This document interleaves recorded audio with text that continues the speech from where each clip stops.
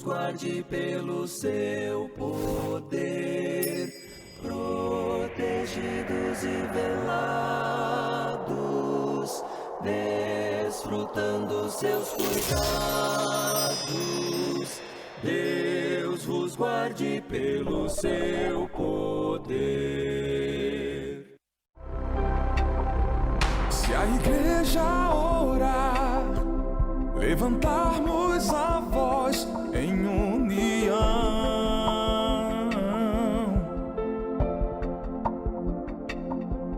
em favor da nação, um clamor pela restauração. Senhor, sara o Brasil. Restaura-nos. Confissão de Neemias, pelos erros pedimos perdão. Olá, meus amados, mais um dia, mais uma semana. A minha oração a Deus neste dia é que Deus complete o desejo do seu coração. Eu preciso que você compreenda o valor da oração. E eu sei que você está passando por dificuldades. Nós também vamos agradecer. Eu sou o pastor Oséias Silva e quero orar com você. E quero dizer a você qualquer coisa que você precisar no campo da oração. Eu lhe desafio. Liga para mim. Vamos colocar diante de Deus as nossas necessidades. Eu creio no Deus que tudo faz. Por isso eu também creio que Ele pode resolver os nossos problemas, aqueles quando nós estamos passando por falta de emprego. Um pai de família desempregado, uma mamãe com seus filhos desempregada. Nós sabemos que temos problemas de saúde dentro dos nossos lares. Nós sabemos que temos problemas sérios em relação a finanças. Muitas das vezes nós estamos com o relacionamento quebrando e o que está acontecendo é que nós não vamos buscar o Senhor enquanto nós podemos achar. A palavra de Deus diz: buscar-me-eis e me achareis quando você me buscar de todo o vosso coração. Eu proponho nesse dia que façamos a oração que Jesus Cristo ensinou, a oração do Pai Nosso. Vamos orar? Todos nós sabemos. Para. Em nome de Jesus, para agora. Vamos orar junto a oração do Pai Nosso. Você está com seu filho perto, com seu esposo, dá as mãos, baixe sua cabeça. Pai Nosso que estás no céu, santificado seja o teu nome. Venha a nós o vosso reino, seja feito a vossa vontade, assim na terra como no céu. O pão nosso de cada dia nos dai hoje, e perdoa as nossas dívidas, assim como tu perdoas os nossos devedores. Assim como nós perdoamos os nossos devedores. E não nos deixa cair em tentação, mas livra-nos do mal, porque teu é o poder e o reino para todo sempre. Amém. Ó Deus, muito obrigado por esse momento. Muito obrigado por mais um programa. Muito obrigado por mais uma estada conosco neste dia, cada um dos nossos telespectadores. Obrigado por tudo. Fica conosco. E como eu digo sempre, ó Deus, não leve em consideração as nossas faltas, as nossas falhas, mas considera que estamos lutando, que estamos te buscando, que somos os teus filhos. Em nome de Jesus. Amém.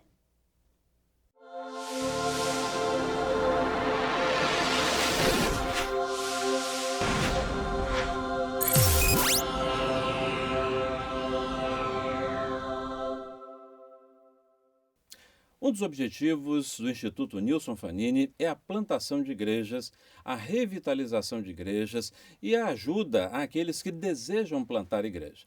Um dos exemplos disso é a Igreja Batista Glória, que se tornou a primeira igreja Reencontro. E nós temos a pastora Rose, que vai falar um pouco sobre o que isso significa, a proposta da igreja e a bênção que é plantar uma nova igreja. Como vai, pastor? Bom, plantar uma igreja. Plantar uma igreja é um desafio muito grande. Mas esse desafio vale a pena a cada dia quando nós vimos o desenvolvimento da obra do Senhor. No início, o Senhor vai disponibilizando para nós pessoas, recursos e nos orientando como devemos seguir. A bênção é poder compartilhar com as pessoas aquilo que Deus tem nos ensinado. Os princípios, os propósitos, a consolidação de pessoas e a edificação delas. E fazendo com que desenvolva-se no coração delas o desejo de evangelizar, de propagar, de levar a palavra do Senhor nos 4 cantos do mundo. Não só no Brasil, mas em todos os lugares onde a palavra carece de ser levada. Você quer plantar uma igreja? Você quer ajuda para revitalizar a sua igreja? Então entre em contato conosco. Nosso telefone é o 021 98 767 6720. Você quer ajudar uma igreja que está no seu começo? Entre em contato conosco. Mais uma vez, vou repetir o número: 021 98 767 6720. Converse conosco. Nós queremos abençoar você, ser vaso de bênção nas mãos de Deus para que novas igrejas sejam plantadas e abençoe o nosso país e o mundo.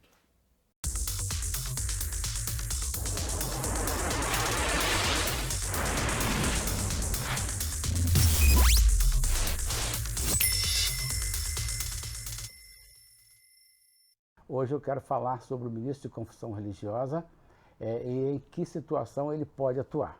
De um modo geral, a pergunta básica é a seguinte: um pastor, qualquer pastor pode atuar no ministério local ou universal? Pode, sem nenhum problema. Mas se por acaso esse pastor estiver de licença médica ou mesmo aposentado por invalidez, ele pode continuar dirigindo a sua igreja, ele pode continuar no ofício ministerial dele? Qual seria a melhor resposta? Depende. Poder ele pode.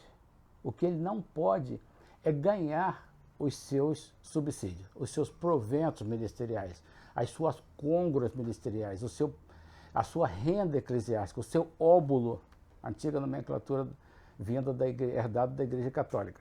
Então, ele não pode perceber pecúnia, dinheiro, ele não pode receber. Ele pode trabalhar sim, ele pode dirigir a congregação dele, mas não pode receber.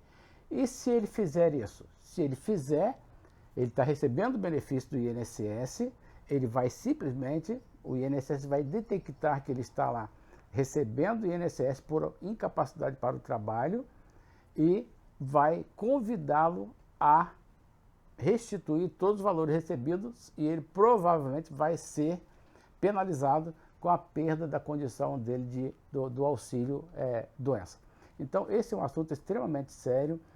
Deve haver alguns casos aí por esse Brasil afora, mas nós estamos aqui para falar a verdade e nós não podemos falar diferente. Temos que falar e ensinar a forma correta. Então, essa é a verdade que nós queremos deixar aqui hoje sobre essa questão da relação do ministro de confissão religiosa perante a Previdência. Vocês observem que, em outra ocasião, nós já falamos sobre o vínculo do ministro religioso com a Previdência, mas hoje nós estamos enfatizando essa questão dos impedimentos do ministro de confissão religiosa. Por hoje é só, um grande abraço, meu nome é Jonathan Nascimento e o meu WhatsApp é 21 99247 1227. Repetindo, 21 99247 1227. Até lá.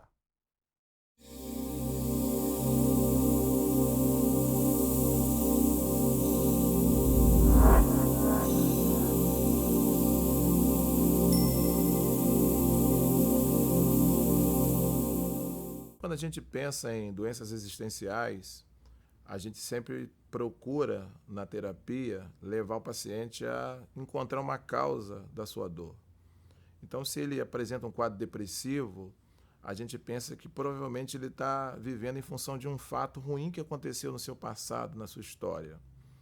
Quando ele apresenta um quadro de ansiedade, a gente está trabalhando sempre a percepção de que ele está projetando um provável acontecimento futuro. E exatamente a angústia ela é um grito silencioso da alma porque ela não tem um fato, né? identificável nem no passado, nem no futuro. Então, a falta desse fato, desse acontecimento, gera esse estado de angústia, porque você não sabe o que está causando aquele momento em que sobe aquela tipo um bolo em que você fica angustiado, você não sabe o que está provocando isso. E o pior de não saber é que, por não saber, você não tem como enfrentá-lo, né? Então, isso gera um sentimento de solidão, um sentimento de ausência, um sentimento de falta de alternativa. Então, o angustiado meio que ele se debate numa sala escura, num quarto escuro, porque ele não consegue enxergar onde está o interruptor, não consegue perceber onde tem a saída. E por isso que essa angústia vai sufocando, vai sufocando, vai sufocando, e a alma então começa a gritar de uma forma muito silenciosa. Mas é importante dizer que na hora da angústia é bom que a gente tenha amigos e que a gente consiga, se não estiver enxergando a saída desse momento, a causa dessa situação, que a gente estabeleça algumas metas, alguns alvos, coloque alguma coisa no lugar daquilo que não tem coisa, para que a gente possa, olhando para essa situação, conseguir encontrar um sentido e sair desse quadro de angústia. Então, a alma sofre muito, né? Porque quase sempre a gente sofre sem saber a causa e muitas vezes não tem nem causa, né? Então, lá no final, eu falo, foi um sofrimento angustiante, mas foi à toa, porque não tem causa. Mas é muito bom, sempre na hora da angústia, a gente ter amigos e a gente alicerçar o nosso olhar naquilo que pode realmente nos dar esperança.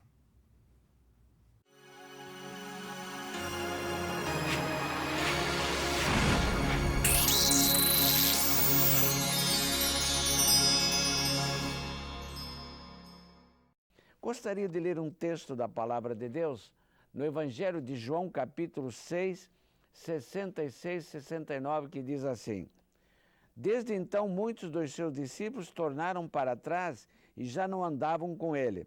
Então Jesus disse aos seus 12, Quereis vós também retirar-vos? Respondeu-lhe, pois, Simão Pedro, Senhor, para quem iremos nós? Se tu tens as palavras de vida eterna, e nós temos crido e conhecido que tu és o Cristo, o Filho do Deus vivo. Que Deus abençoe a leitura da sua santa palavra. Eu queria falar sobre o seguinte tema: por que as almas se afastam de Jesus? Por que as almas se afastam de Jesus? É uma pergunta que estou fazendo. Vou tentar respondê-la. Gostaria de fazer essa pergunta: qual o seu relacionamento com Jesus? Todos devemos crer em Jesus como nosso Salvador. Você é amigo ou é inimigo de Jesus? Qual é a sua posição? Você que está me ouvindo agora. Houve um milagre. Jesus estava pregando e sempre que ele estava pregando se reunia 1.000, 5.000, 6.000, 10.000 pessoas. E já estava quase indo escurecendo. E não tinham almoçado, não tinha padaria, não tinha um supermercado, não tinha shopping center, não havia nada ali. E aquela multidão estava com fome. E os apóstolos estavam preocupados com aquilo. Como que eles iam comer? Estavam com fome. Até que André achou um menino, cuja mãe, muito previdente, mandou o garoto com um lanche, 5 pães e 2 peixinhos. E André achou esse menino e levou a Jesus. E Jesus, olha aqui, aqui está um menino que tem um lanche, ele tem o lanche dele, 2 peixinhos e 5 pães. Mas que é isto para uma multidão? Que é isto para uma multidão? E Jesus então pediu o lanche e o garoto deu para Jesus. É interessante que o garoto podia dar um peixe para Jesus e ficar com um peixe. Podia dar 3 pães para Jesus e ter ficado com 2. Mas ele entregou tudo para Jesus. Não ficou com nada. Entregou tudo para Jesus. E Jesus, pegando aquele lanche, levantou os olhos para os céus e orou e fez o milagre da multiplicação dos pães. Jesus mandou todo o povo sentar-se na relva e agora os apóstolos começaram a distribuir o lanche, pães e peixes, para toda aquela multidão.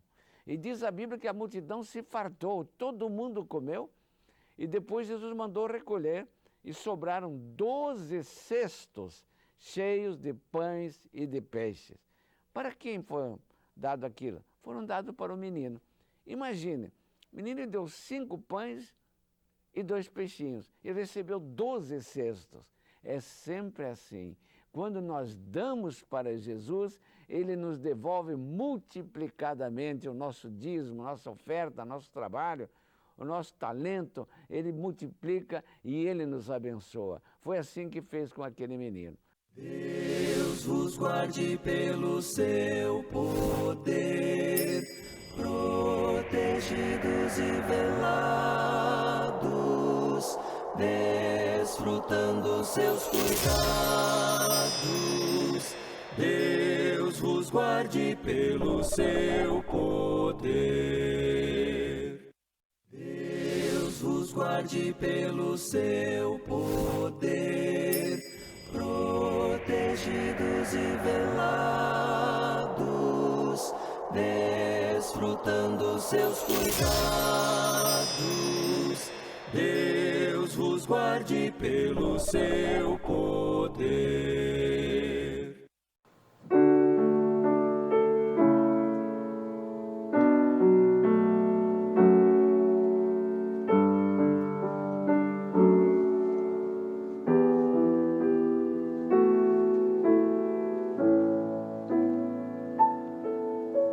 Não vou calar meus lábios, vou profetizar, manifestar a graça, abençoar a quem Deus quer libertar.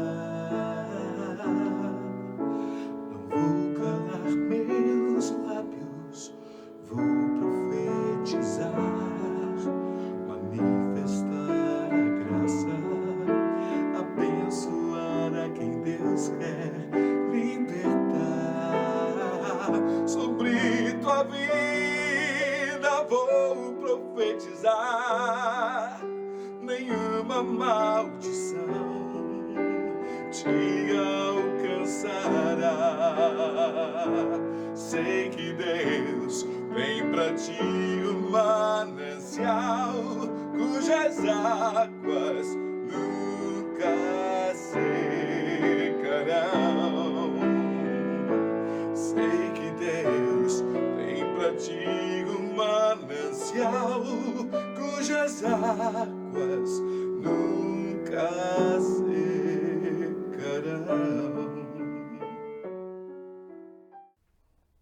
Olá, querido irmão, querida irmã, tem uma palavra do Senhor ao seu coração.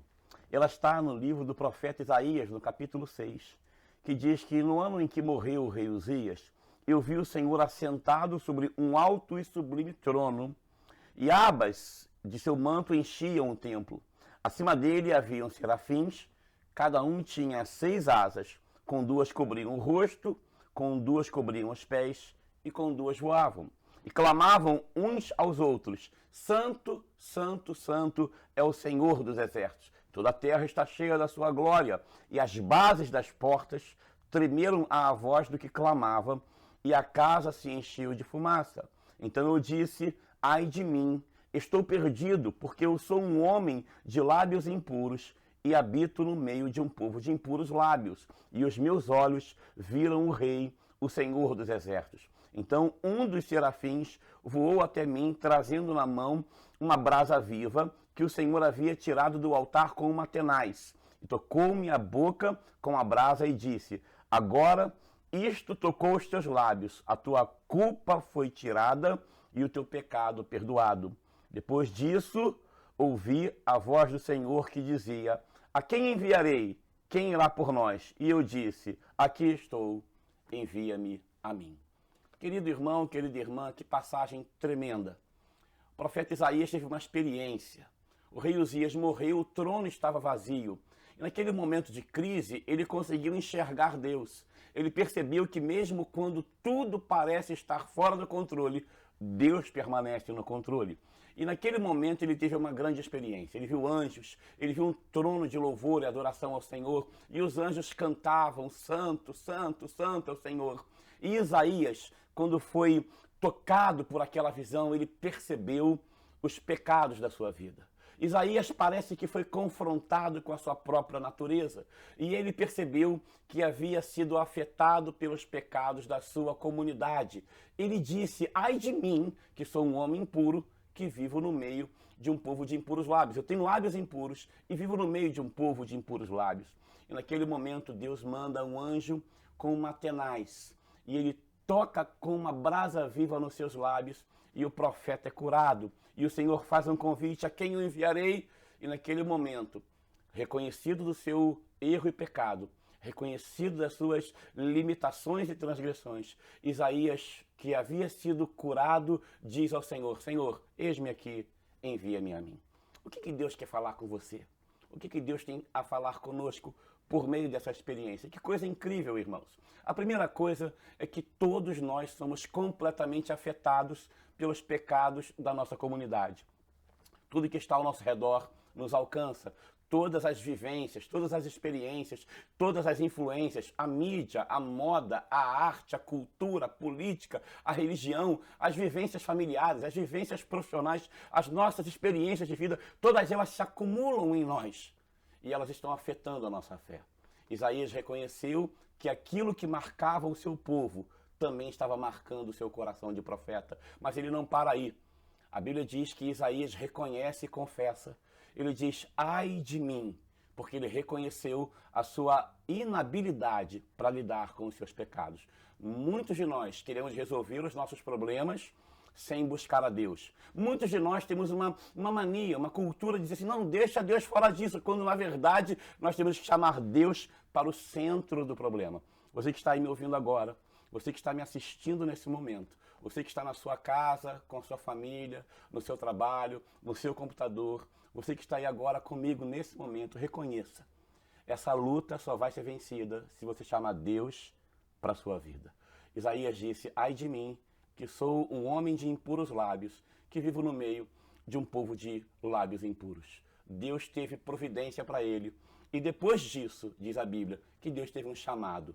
Talvez você queira servir a Deus, ministrar na igreja, ser uma bênção, um missionário, um pastor, um líder, um ministro de Deus. Mas você precisa primeiro ser tocado por Deus, ser tratado por Deus, ser restaurado por Deus. Eu quero terminar aqui dizendo a você que aonde você estiver, nesse Brasilzão, se você quiser falar com a gente, ligue agora ou faça um contato pelo WhatsApp 98767-6720. Deus abençoe a sua vida. O Instituto Nilson Fanini nasceu do ideal do pastor Nilson do Amaral Fanini em levar a palavra de Deus, o Evangelho de Jesus Cristo, até os confins da terra. Nesse tempo, estamos dando continuidade a esta visão e o nosso propósito é levar a palavra de Deus até os confins da terra, anunciando o Senhor Jesus. Independente de qualquer barreira, independente de qualquer outra limitação, queremos anunciar o amor de Deus e a graça do Senhor para todos os povos. Nesse momento, nós queremos contar com a sua ajuda também, a sua participação em nossos projetos, tanto na televisão, no rádio, também na web, na rádio web que estamos iniciando. Queremos contar com a sua ajuda, com a sua participação. Mas não apenas isso, temos também o desafio da formação da Casa Cultural, onde reuniremos todo o acervo do pastor Nilson do Amaral Fanini e assim teremos condições de receber pessoas de todas as religiões, de todos os lugares, para que possamos dialogar e com isso estabelecer uma convivência bastante agradável que sempre caracterizou a mensagem e o objetivo do pastor Fanini, em fazer com que a mensagem do Senhor chegasse a todos os corações. Então convido você a essa caminhada conosco, a participar conosco. Entre em contato com o Instituto Nilson Fanini. O nosso telefone é o 21 9876 76720. Queremos ouvir você, queremos falar com você um pouco mais dos nossos projetos, queremos caminhar junto com você. Então, entre em contato conosco e participe dessa grande obra de Deus para o Brasil e para o mundo. Estende suas mãos, nos purifica e traz restauração. Quebra o jugo de maldição.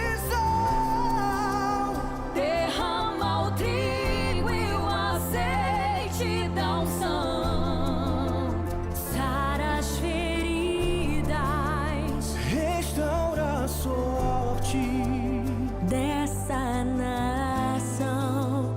Sara o Brasil, Senhor. Cura o Brasil pra tua glória e adoração. Deus vos guarde pelo seu poder, protegidos e velados, desfrutando seus cuidados. Deus vos guarde pelo seu poder.